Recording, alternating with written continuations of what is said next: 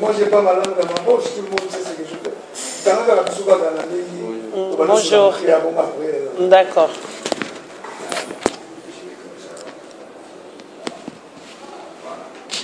Donc, oui, on a discuté un peu des concertations nationales avec les de Kampala. Et il m'a conseillé de vous contacter parce qu'il me disait que vous étiez très bien informé sur la politique à Kinshasa, comment ça marche. Et moi, j'ai fait un reportage sur la question de la politique à Kinshasa.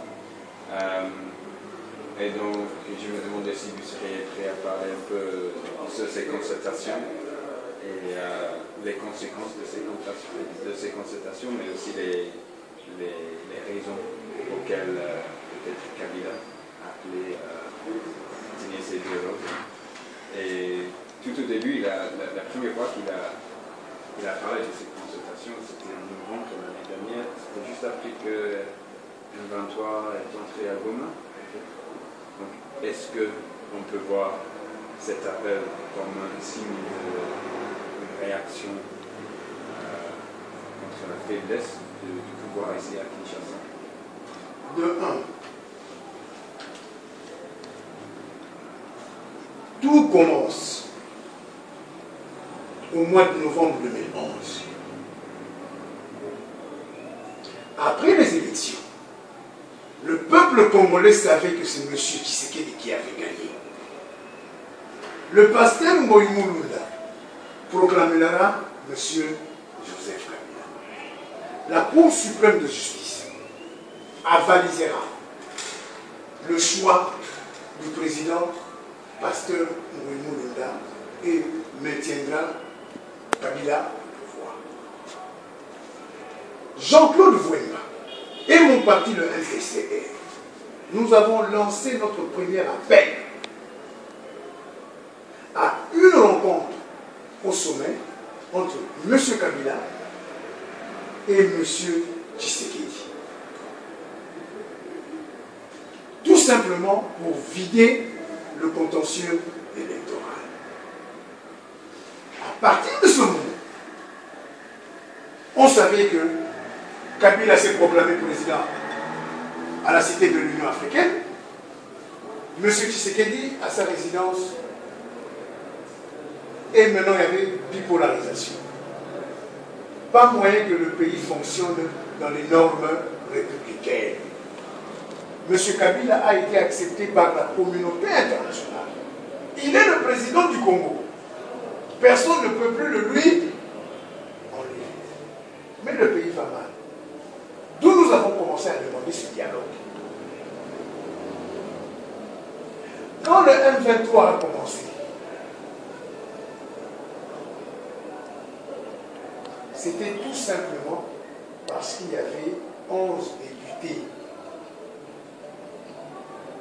11 députés du Nord Kivu, là où il n'y avait pas d'élection. Ils ont tout saboté. Même le président Moïse a refusé de reconnaître ces élections. On est venu forcer à M. Kabila de reconnaître ces élections. La Cour suprême de justice avait déjà tranché que les élections doivent être remboursées. C'était dans le Massissi où et tout ce monde annulé. Voilà. Le M23 a commencé. Par rapport à ce qui s'est passé de l'annulation des élections des gens de Massissi. Nous n'avons pas cessé. Nous continuons toujours à demander le dialogue. Parce que nous savons, nous sommes dans un état fragile.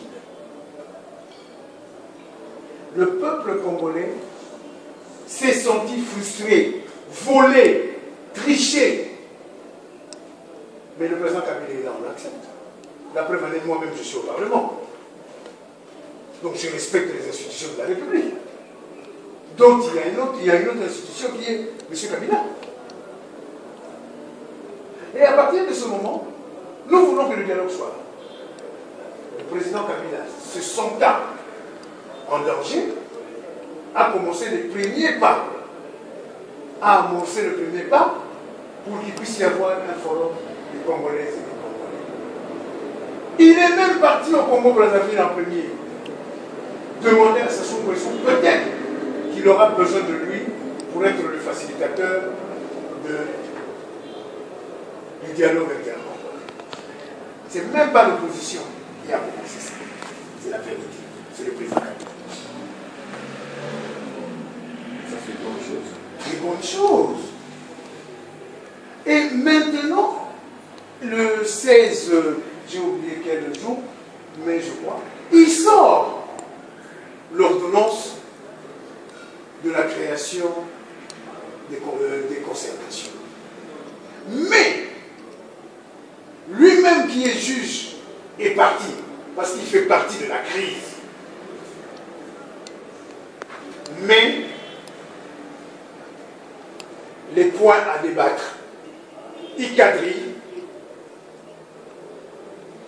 les groupes parlementaires, UDPS allié, où je suis vice-président, le groupe parlementaire UNC-EF, MLC-EF, libéraux démocrates EF, donc les 4 groupes parlementaires de l'opposition de l'Assemblée nationale, nous nous sommes concertés et nous avons fait une déclaration politique en disant ceci: nous n'acceptons pas l'ordonnance présidentielle. Nous avons nos préalables qui doivent être inscrits pour que nous puissions participer à ce forum. 1. On doit vider le contentieux électoral. Kabila Tshisekedi. 2. Monsieur Kabila ne peut plus remplir un 3e mandat. 3. Le respect de la Constitution. Pas de révisitation de la Constitution, que ce soit à travers l'article 220, ou même provoquer un gouvernement de transition. 4. L'amnistie générale. Parce qu'il en était encore la session parlementaire. Donc on pouvait mettre en jeu l'amnistie générale. Parce que les gens de l'extérieur